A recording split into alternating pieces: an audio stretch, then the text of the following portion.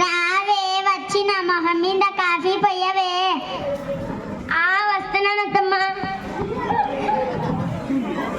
వస్తే coffee పోయమంటే coffee ఇవ్వమనే అర్థం. ఇలా పెంచారమ్మా నిన్ను మీ అమ్మలు.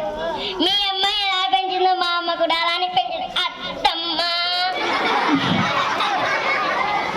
సరేలే కసిగట్టు. వస్తే కసి కొట్టమంటే కసి దొబ్బమనే అర్థం. ఆ పొరక ఇలా ఇవ్వు, ఇలా ఉడిచాలి బంగారు. నాకేం తెలిసింది అత్తమ్మా, నేను మా ఇంట్లో పొరకలే చూడలేదు.